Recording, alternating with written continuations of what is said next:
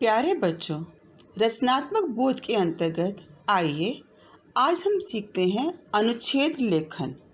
बच्चों, अनुच्छेद गद्य की वह विधा है जिसके अंतर्गत किसी निर्दिष्ट विषय पर संक्षेप में बातें कही जाती हैं जो पाठक के मन पर सीधे सीधे प्रभाव डालती हैं। ये भाव अभिव्यक्ति का एक सशक्त माध्यम है। वास्तव में अनुच्छेद लेखन वाक्यों का समूह होता है जिसमें विषय का विस्तार एक निश्चित बिंदु तक रहता है। इसमें विषय से बाहर की कोई बात नहीं आती है। अनुच्छेद लेखन के समय कुछ बातों पर ध्यान दिया जाना चाहिए, जैसे अनुच्छेद लेखन के लिए कम से कम 80 से 100 शब्द ही हों।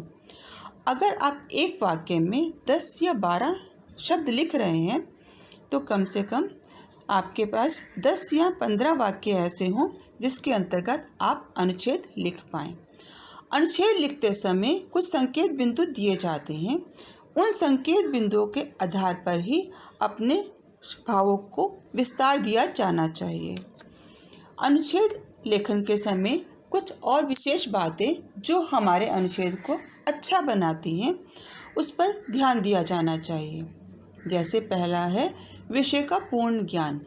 जिस विषय पर अनुच्छेद लिखा जा रहा होता है उसका लेखक को पूर्ण ज्ञान होना चाहिए। लेखक के पास शब्दों का भंडार भी हो, वो अपने भावों को व्यक्त करने के लिए उचित और सार्थक शब्दों का प्रयोग कर सके। जिस विषय पर वह अनुच्छेद लिखने जा रहा है उस विषय से मिलते जुलते विषयों की समानता का और भिन्नता का भी उसे ज्ञान हो ताकि वह एक अच्छा अनुच्छेद लिख सके। लेखक इस बात का भी ध्यान दे कि वे अपने वाक्यों को छोटे छोटे वाक्यांशों के अंतर्गत लिखे। अधिक दीर्घ वाक्य या क्लिष्ट भाषा जो है वो अनुच्छेद को रोचक नहीं बनाती है। लेखक जिस विषय पर अनुच्छेद लिख रहा है उस विषय से संबंधित अगर कोई प्रमुख उक्तियां हैं, कुछ महान लेखकों के कोई कथन हैं तो वे उन्हें भी उसके अंतर्गत लिख सकता है। अनुच्छेद ऐसा ना लगे कि लिखने वाला कोई रटी रटाई बात कह रहा है। हर शब्द हर वाक्य उसके अपने भावों को व्यक्त करने वाले होने चाहिए। आइए अब हम दृष्टि डालते हैं एक अनुच्छेद पर। विषय है जल ही जीवन है। यहाँ कुछ संकेत दिए गए हैं। जीवन का आधार, जल के उपयोग, प्राकृतिक स्रोत, जल प्रदूषण और नैतिक जिम्मेदारी। इन्हीं संकेत बिंदुओं के आधार पर यहाँ एक अनुच्छेद दिया गया है। जल ही जीवन का आधार है। मनुष्य बिना भोजन के कुछ दिन, बिना जल के कुछ घंटे और बिना वायु के कुछ मिनटों तक ही जीवित रह सकता है। मनुष्य के जीवन में जल का विशेष महत्व है। हमारे शरीर का लगभग 2/3 भाग जल ही होता है।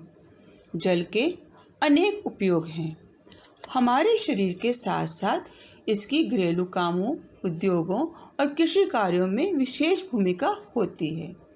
जल अपने आप में एक पोषक पदार्थ है, साथ ही यह अनेक पोषक तत्वों का वाहक भी है। नदियाँ, झरने वर्षा जल के प्राकृतिक स्रोत हैं। जल प्रदूषित ना हो इसके लिए हम सभी को सचेत और जागरूक रहना चाहिए। प्रदूषित जल में अनेक प्रकार के जीवाणु होते हैं जो प्रत्यक्ष या परोक्ष रूप से अनेक शारीरिक रोगों के कारण बनते हैं।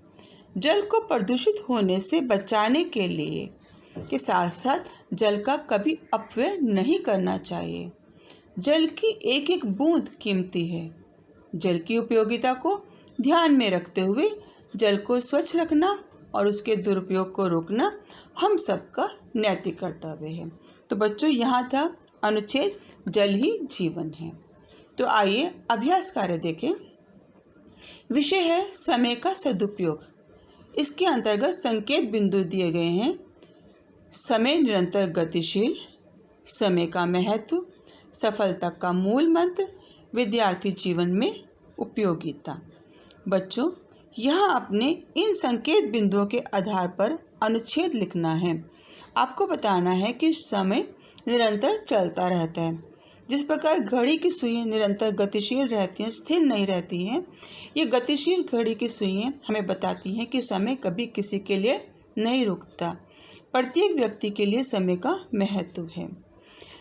अगर हमें जीवन में सफलता पानी है तो सफलता पाने के लिए हमें समय का सदुपयोग करना पड़ेगा। समय की तुलना एक ऐसे गंजे व्यक्ति के साथ की गई है जिसके आगे बाल हैं, पीछे नहीं। अर्थात अगर हम उसे पकड़ना चाहते हैं तो हमें उसे 2 कदम और आगे बढ़कर पकड़ना पड़ेगा। विद्यार्थी जीवन में तो इसकी और अधिक उपयोगिता है।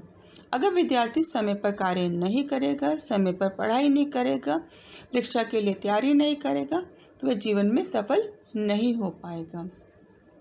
इन संकेत बिंदुओं के आधार पर आपने इस अनुच्छेद को लिखना है। प्रस्तुत है एक अन्य अनुच्छेद जिसमें विषय है पुस्तकों से दोस्ती। इसके अंतर्गत कुछ संकेत बिंदु दिए गए हैं। उसमें पहला है पुस्तकें अनमोल रत्न, व्यक्ति के लिए पथ प्रदर्शक, सामाजिक परिवर्तन में सहायक, सच्चा जीवन साथी। बच्चों, पुस्तकें हमारे लिए अनमोल खजाना है। ये हमारे अकेलेपन के साथी हैं, हमारा मार्गदर्शन करती हैं, उच्च आदर्शों पर चलने में सहायक होती हैं। ये हमारे मन और मस्तिष्क पर अमिट छाप छोड़ती हैं। अच्छे पुस्तकें हमारे जीवन में अच्छे संस्कार डालने वाली होती हैं। किसी भी देश, काल, युग को समझने के लिए पुस्तकों की अहम भूमिका होती है।